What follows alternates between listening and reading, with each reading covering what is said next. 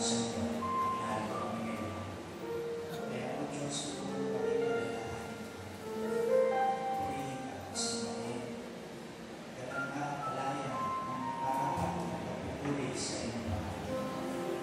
Magulo kami o Diyos.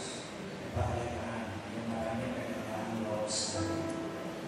Pinadalangin namin na papalito pa ang pag-iingat mo sa mga sa pangalan ni Jesus.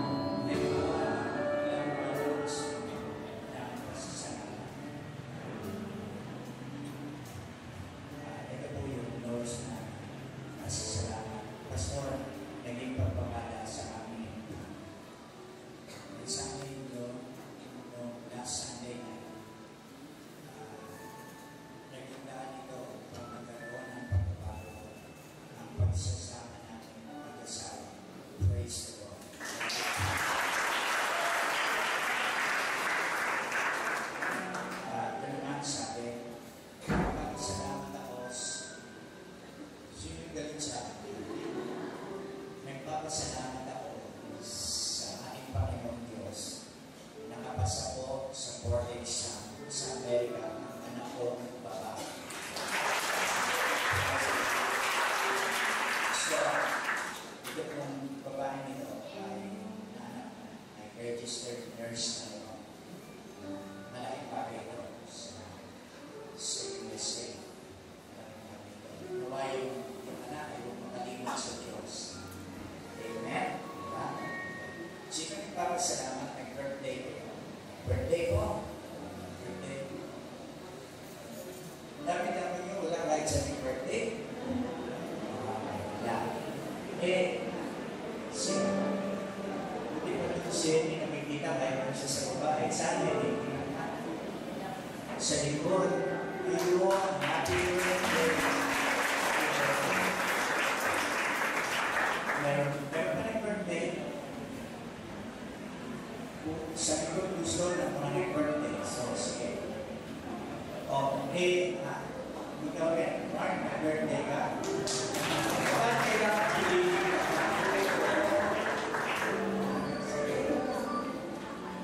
Nag-wedding anniversary. Meron po anniversary nyo. Nag-wedding anniversary. Okay, wala. So, salamat sa Diyos dahil dito. Ngayon po, mag-pray na tayo. O Diyos, mabuting lagi ang magpasalamat sa iyo. Kasi, kapag lumalako, nababasa namin sa iyong salita, ang mga tao ay magiging untempo. Walang pagpapasalamat sa kapwa at sa Diyos. Hindi mo ito pinatutuwa ang Panginoon. Pero ngayong umaga, nabibigo namin natutuwa kapag nagbibigo kami sa iyong harapan para pasalamatan. Salamat po sa tinamong pagbabala ng mga umaten yung Sunday night para sa pagbibigo ng mga mag-asawa.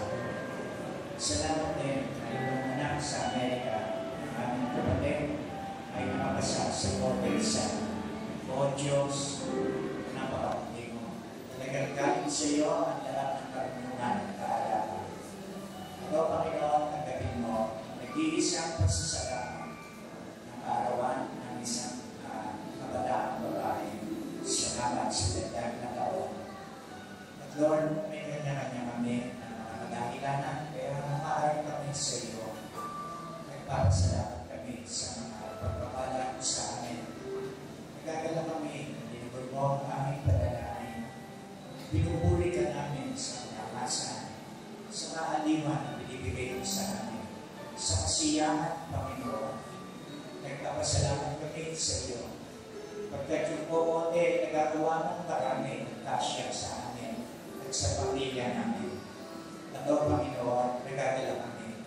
Maging sa aming pamamahinga, sa pagtulog sa gabi, pinapatayan kami. At sabi ng iyong salita, ang Diyos ng Israel, na Diyos din namin, ay hindi natutulog o nagpapahinga. Kaya, O Diyos, talagang Diyos ka. Salamat sa iyo. Purihin ang iyong pangalan. Luwalhatiin ka ng maraming pagluwalhati mula sa bawat isa na narito at sa bawat churches na mga Kristiyano na nagkakatipon ngayon. Sa pangalan ni Jesus, sabihin natin, Amen. God bless you. Ngayon naman, welcome natin ang bawat isa. First time sa tayong dalawang kapatid na nanggaling sa Navy po, with ladies. Saan sila? Ayun. Pwede ko ba tumayo as brothers? Thank you. God bless you. Meron po ba? First time na nakagalaw dito sa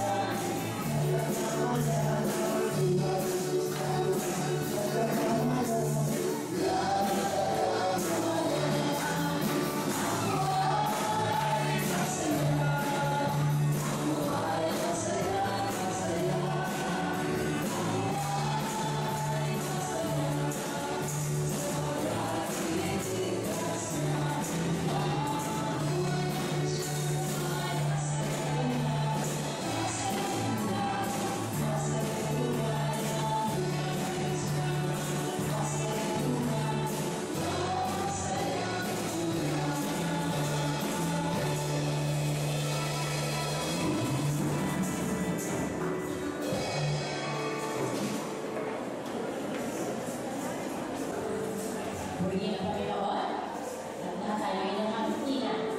Napagkat dahil si Shiloh ay tunay na laging masaya. At ako yun, tawagin natin ang ating special number.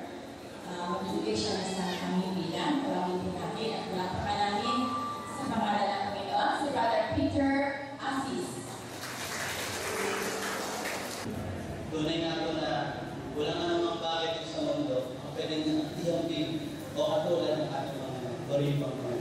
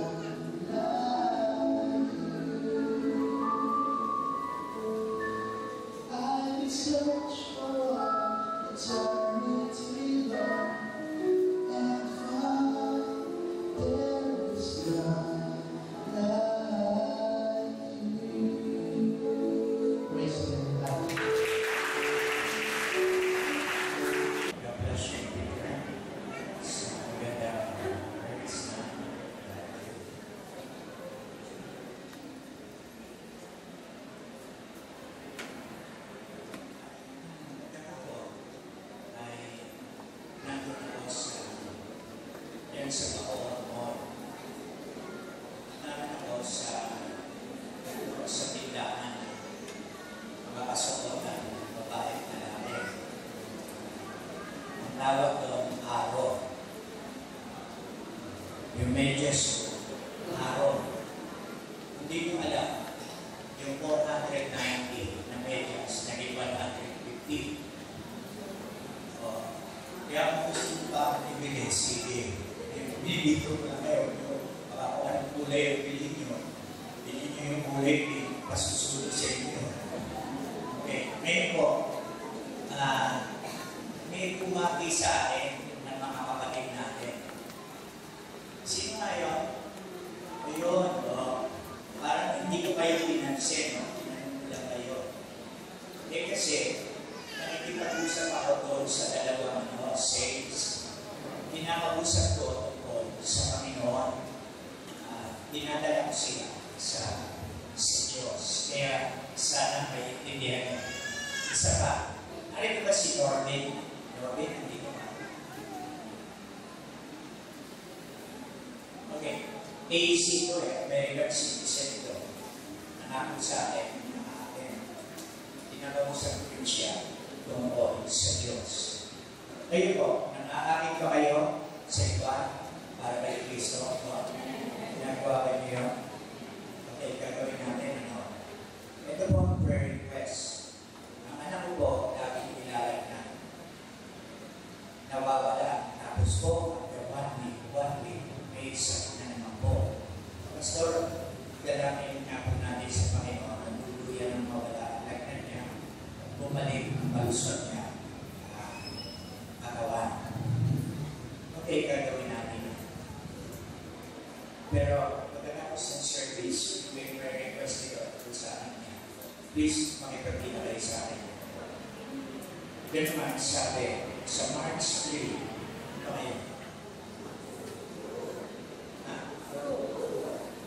March 2, okay. Sa March 3, Hope Baby, an interview ng anak niya si Minmin. Ito ay doon sa Amerika. So, parang big citizen. Ito naman po, nakakagulat kayo. Pakisama po sa panalangin ang mga alaga kong puppies. Puppies, double P. Puppies, double P. Okay? P-U-P. Hindi P-U-P. I-A-S, double P. Kasi pagka pinalusot ko ito, makakala nyo na pinulusot ito kayo sa mali, di ba? Mas mabuti na. Mamaya, napasali kayo sa contest ng spelling. Lugar na manalo kayo ng 1,000 pesos, manalo kayo ng 1 sentimo. So, ipanalangin po ang alaga ng puppies ay maging carefree. Ano bang klaseng puppies to?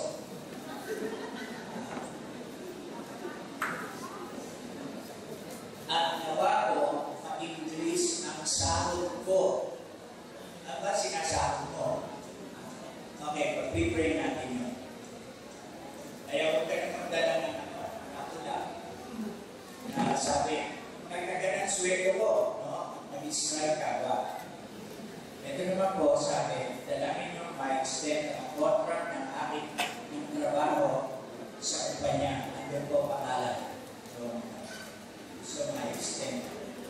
Kapag alala, hindi ma-extend yan, makakuha na yung trabaho. Yung mag-ina, si Lisa at si Ryan, parehong masakit ang tuhod at nahihirapan lumakad. So, kapray natin sila.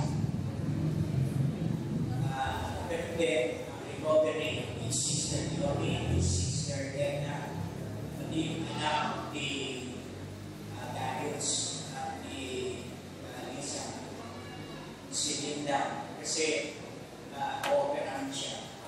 3 or 4 years old na batang sa kanyang tonsil. Alisin yung tonsil niya. Mas mabilis kasi lumamekes sa kanya. Kaya alisin ko. Na-operahan na. Kahapon na. Idalangin natin, yung papasahin ang pangalan nito, babae. Meron siyang bukol sa dibdib. Okay? Ang ibig sabihin, hindi yung natural na tubo sa babae na hindi naintindihan. Sabi dito, Pastor, dalangin naman ang trabaho ko, kaya agad ako nag-layo pag Sunday. Mga-attend ako ng ating service. Okay, yun po ang mga prayer request. We can make prayer request dito. Okay? Dito, ang wala ng prayer request, si Brother Ben, tsaka yung apo niya, Hindi na. Totoo ko yan. Alam na alam ng Diyos ito. Naiintindihan niya tayo. Amen? Hindi siya pupuot o nagbibigod. Ano ba kayo? Hindi kayo nanginig. Hindi po gano'n ng Diyos. Niniwala ba kayo? At na yan, sinasabi niya, Aman to me. Lapit kayo sa akin. Only that labor and heavy laden. Kami isang lalapit sa ating isang tao, pwede ba ilapit mo na yung problema mo sa iba? Bigat-bigat yan eh. Hindi ang Diyos. Sabi niya, lumapit kayo sa akin. Ayaw gano'ng mabigat mo. Matayo tayo ngayon. Awitin natin, only believe. Only believe. All things are possible. Only believe.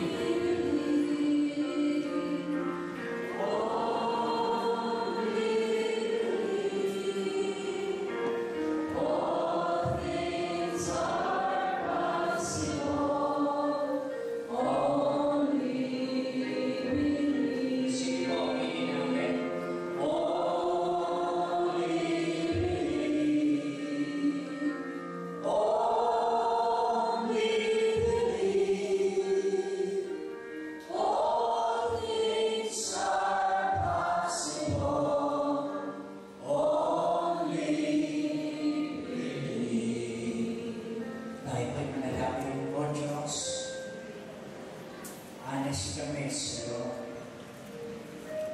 talagang nangangailangan kami. At ang pangangailangan namin ito ay inilalapit namin sa iyo. Pagkat ikaw ay laging maasahan, hindi ka nananumba, hindi ka naninisip. Kahit man nakakalimot kami sa kasasalanan, ikaw ay ikaw pa rin sa amin. Sabi ng iyong salita, nananatili kang tapat sa ilalim ng di katapatan ng mga tao. Kaya, O Diyos, kami ay nagagalak. Ikaw ang aming Panginoon, tagapagligtas at Diyos. Ikaw ang aming Diyos na nagsusublay ng lahat ng aming pangangailangan sa pamamagitan ng iyong kayamanan diyan sa kalwalhatian sa pamamagitan ni Jesus. Kaya narito po, O Diyos, ang mga pangangailangan namin. Una, tignan mo po ang lahat ng bawat isa na nagtaas ng kamay sa iyo. O Panginoon, tulungan mo sila. Maintindihan nila ang paniwalaan, pinahahalagaan mo to. Hindi ito rin wala ng pagtataas ng kamay. Ito ay totohanan, O Panginoon. Kaya pakita mo sa bawat isa na nagtaas ng kamay. Nagagawa ka, O Panginoon, sa buhay nila. Meron pang kaparaanan, meron pang solusyon, meron pang tugon sa kanilang mga kahilingan. Kaya, O Diyos, mangyari ang ayon sa kanilang pananampalataya. Maganap ito simula sa sandali nito at malubos ang kanilang pagpapala na hinihingi. Nato Diyos, mahabag dito sa anak na ito na labas-pasok ang kanyang lagnat at sakit. Pagalingin mo po ang bata. Palusumin mo siya, O Diyos. Idinadalangin din namin, O Diyos, itong pagpapatingin sa isang specialist. Meron siyang makaibang nararamdaman sa katawan niya. Tulungan mo siya. Tulungan mo rin sila sa pangangailangan pananalapi nila. Tulungan mo itong naghihingi o humihingi ng extension ng contract sa kanyang trabaho. Mangyari naman ito, O Diyos, at may extend siya sa kanyang trabaho. Dinadalangin namin itong meron di pa karaniwang bukol sa kanyang dibdib. Ipuin mo po ito, O Diyos. Gawin mong matunaw ito at siya'y gumaling, O Panginoon. Dinadalangin namin si Lisa at si Ryan Pagpagina. Pagmilagro ka sa kanila, pagalingin mo yung karamdaman nila sa buhod at sila ay makalakang ulit ng normal. Palakisin mo si Sister Yoni, si Edna, si Linda, yung bata ngayon. na-operahan, O Diyos. Tinadalangin namin itong nagtatrabaho at pati Sunday nagtatrabaho siya. Naiintindihan namin ang pangangailangan ng kumpanya. Pero O Diyos, maintindihan din ng kumpanya ang pangangailangan ng ibang empleyado na siya ay makapunta sa church. Kaya O Diyos, dinadalangin namin sa iyo na pag nagpaalam siya, ay payagan siya para makapunta siya sa church. At ito, O Panginoon, na nag-aalaga ng mga puppies, ingatan mo yung kanyang mga alaga. At ito ay maging healthy. At marahil sa magandang kaparaanan, ito rin ay pagkakakitaan niya, O Panginoon. Dinadalangin namin sa iyo na may increase ang kanyang sahod, ang kanyang kita, at hindi lang siya, kundi ang lahat ng narito na empleyado. Pagkaroon sila ng ating income, O Diyos. Ito ang aming dalangin sa pangalan ni Jesus. Amen. Pagiging ng Diyos. Hallelujah.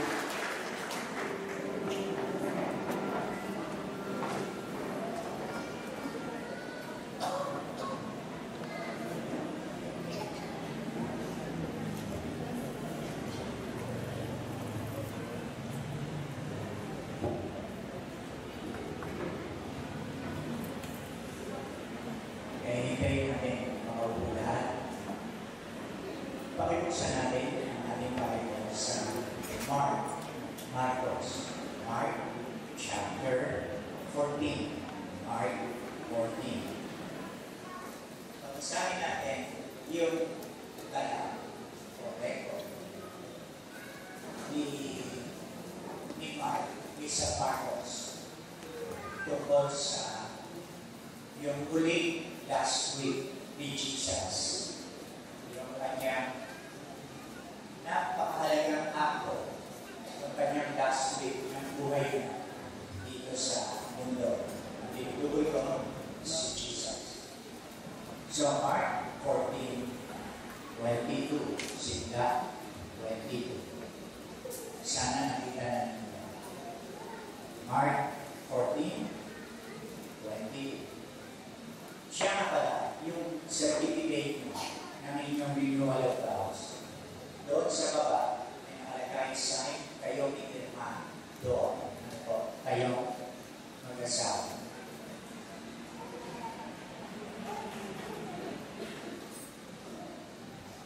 Merong umaten, hindi sinakasa sa ating couples. At nagtatanong sila, hindi, nung nag-renew ng vow, renew rin sila. Sabi, hindi kasal na mo kami. Pwede na mo yun. Ay, hindi. Iba yun. Kukuha ko muna ng lisensya para mag-asawa. Hindi yung shortcut. Nakunawa namin marahil. Kamukha nung sabi sa akin ng isa, pinasal na ako kami ng barangay captain. Sabi ko, ang alam ko lang po, ang mayroong authority to solemnize marriage, nag-a-apply naman. Kaya mga pastor, o mga priest, yung Muslim, yung imam, at mga judges, at yata mayor, hindi. Pero sa city hall natin, may mga ikutan si mayor natin na lecturer o nangaharap sa magpapakasal. So, kung kayo kakamali, baka mamaya, makita niyo yung certificate of renewal nyo. Sabi nyo, masal na kami. Hindi yun. Okay? Okay, pwede yun.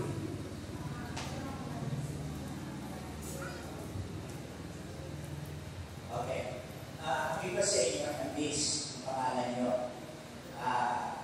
Gagawa ko kayo mamaya, ibigay ko yun ni Sister Mel. Si Mel, bigay ng renewal vow, pero hindi pa siya nakaka-first vow. Okay, 22, nakita niyo po. At samantala, sila, ibig sabihin si Jesus.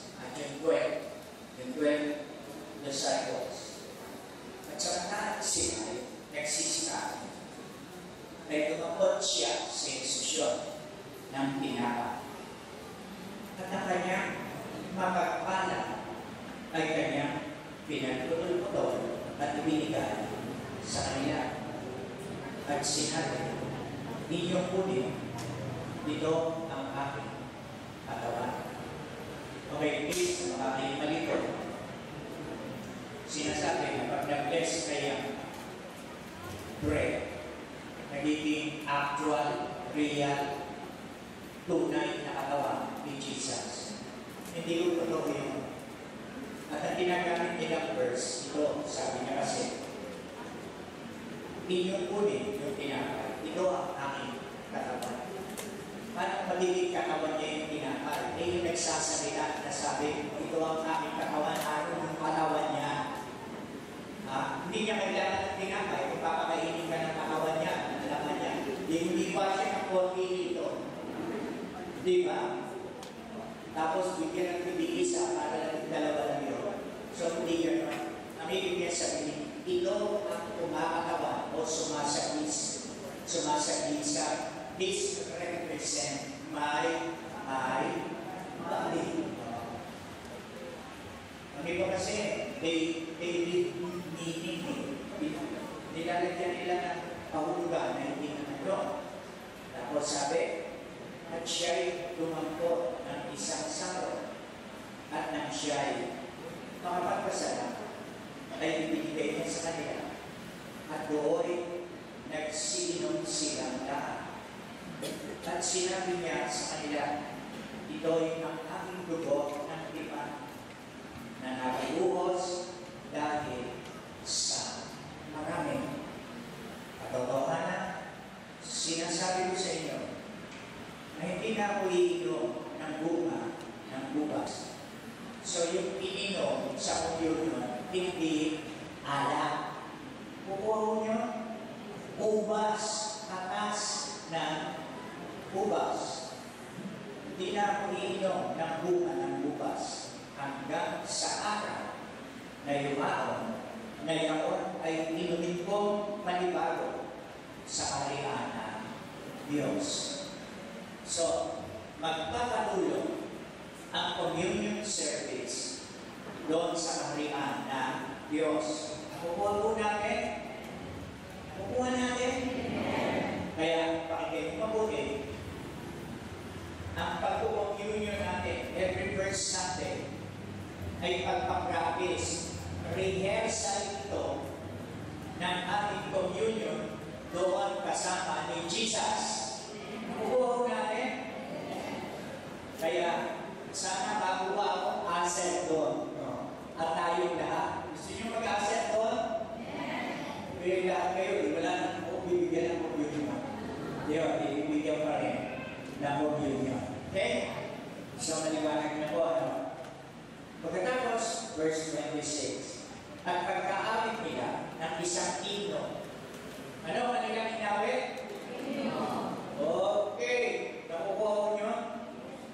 Hindi yung mga kalunggal-lunggal na mga kanta. Kukuha ko nyo? Hindi mo kalaban dyan, no? Hindi ako kalaban. Inukwento nga sa akin ng kapatid ko doon sa church nila sa USA na ang pastor ay pinsan ko. 800 ang attendance. Yun ibang klase yun. Pagka ganito kalaki church mo sa Amerika, you're something. No? Papakinggan ka na ng tao. Ito, 800. Several times na ako nag-sermon dito sa church na ito. E meron daw dito. Pagkakanta, lundag na lundag. Lundag ulit. Alaman, may doctorate na degree sa theology. Yung pinsan ko, na nung sunod ko, pinag-sermon ng libro. Ako, nung nag-sermon, kinagalitan lahat yung mga tao. You are a racist church. Alam mo yung ibig sabihin ng racist? Iglesia kayo na nagtatangi ng kulay ng balat ng tao.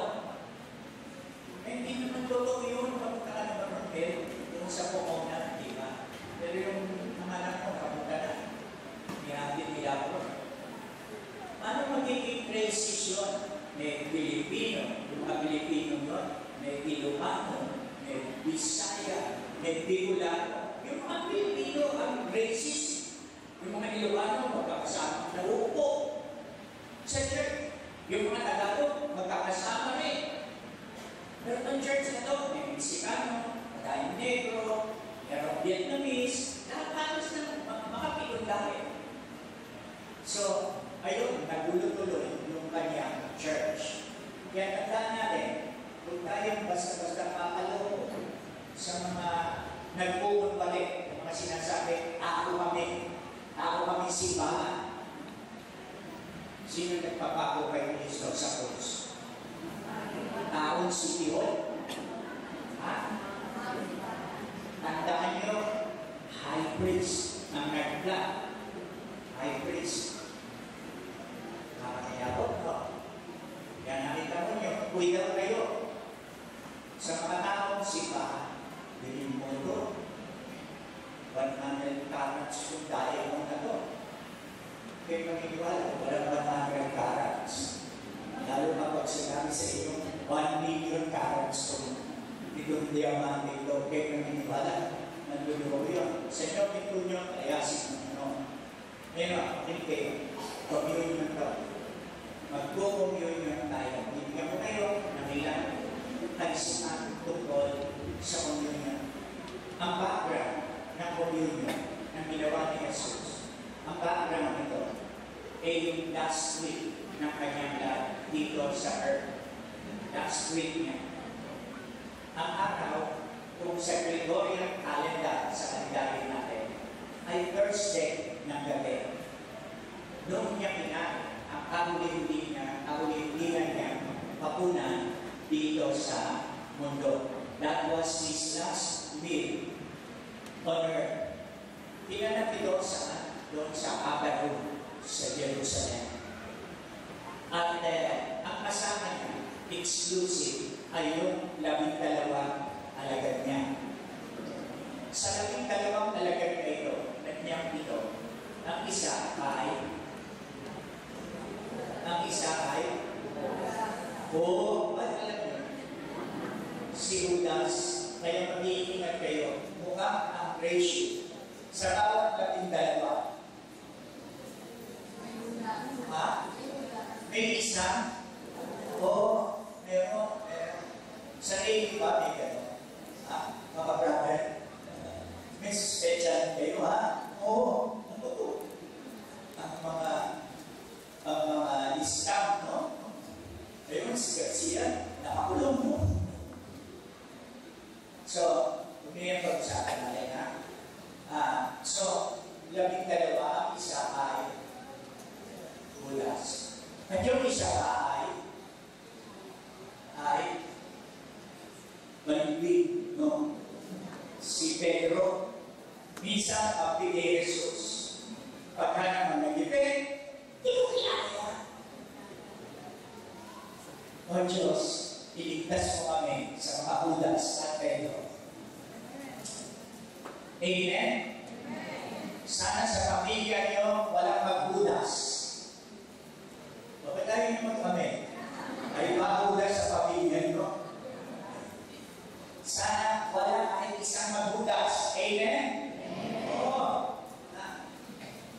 Okay. Pero, sabihin din sa inyo, magandang halina. Yung mga kapatid ni Pedro na balimbing, pwedeng maging stable sila. Maging matibay sila, magtyaga tayo. Amen? Di ba? Alakasin natin sila hanggang talagang kumbinsido sila na si Jesus nga. Ano po? Amen po. Mula doon sa una na yun, sa unang yun, gumawa si Jesus ng isang sacred act, ng isang sagrado akto. Akto na magiging bahagi ng ating pananampahan bilang church.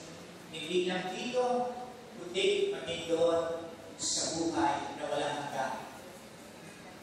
Tinatawag natin ito ngayong Last Supper. Diba? Hoy, sa Sunday, first Sunday, Last Supper natin. Pagka sinasabi sa atin natatakot ako. Dahil baka last supper na ninyo, no? Hindi ako. Hindi last supper yung hapunan. Pero yung Lord's Supper, hanggang ngayon, narito to. Maliwanag po ba? Kailangan ba yung maliwanag? Ano? Ngayon, ang background nito ay yung Passover. Yung Passover. Yung kapisahan ng Paswa. Alam niyo, sa religion, Buddhism, Judaism, yung religion ng mga Hudyo, marami sila feast, marami sila fiesta. Pero isa talaga sa hindi nila pinalalampas na kapisahan ay ang kapisahan ng Paswa. Kung ikaw ay Hudyo, kinakailangan pa-experiensya mo ang pagdiriwang na ito sa Jerusalem kahit minsan lang in your lifetime. Minsan lang. Kung paano sa Islam, ang mga Muslim ay kinakailangan kahit minsan lang makapunta, makarating sa Mecca o sa Makkah. Ganun din sa Hudyo. Yung kapisahan ng Paswa ay mahalaga yun sa kanila. Ngayon, para ma-review natin, ano ba yung kapisahan ng Paswa? Alam natin, 300 o 400 years, naging slave ang mga Hudyo sa